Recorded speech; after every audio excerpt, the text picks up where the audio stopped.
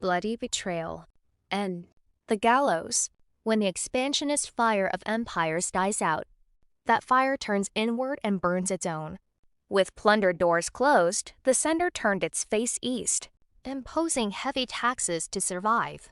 The astonished archive reports of German military advisor Moltke and British consul Brandt are the very photograph of this collapse. The regular Ottoman army, directed by foreign advisors, melted away against an asymmetrical popular resistance in the steep valleys. It ultimately sought a solution by burning crops, poisoning wells, and fracturing social fault lines to pit Kurd against Kurd. This disciplining process was the handiwork not only of the Ottomans but also of Western advisors pulling strings.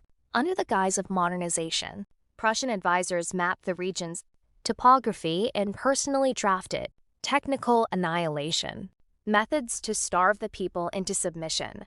The Hamidiya cavalry regiments were the most foul product of this foreign divide and rule strategy, materialized upon our geography. There was an ancient legacy of resistance in these lands.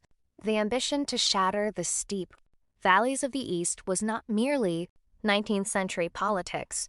It was a modern manifestation of a deep-seated British grudge harbored since the Crusades, passed down through generations. That historic cylinder seal, Saladin struck upon the pride of the Crusader armies, remained an unhealing wound in London's strategic memory.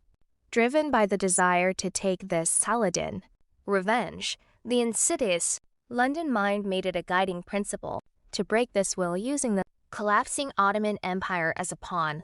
The greatest victim of this spiral of betrayal and annihilation was Sheikh Abdussalam Barzani, as confirmed by the documents of Russian Kurdologist Professor Mikhail Semenovich Lazarev.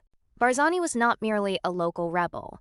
He was a visionary leader who sat at the table with the Russian Tsardom in Tbilisi to secure the full independence of his people.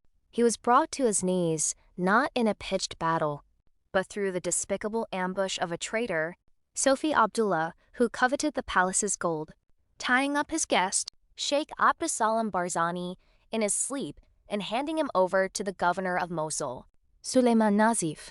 This betrayal was ultimately a move by imperialists to clear their path to Mosul's oil.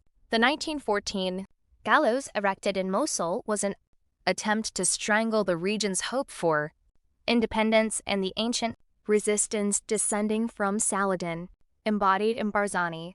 The empire fell, but the mindset of annihilation remained intact. The aerial bombardments in the Zeeland Valley in 1930, recorded as a civilian massacre in French and British reports, were the bloody continuation of that treacherous, not tied in sleep in 1914.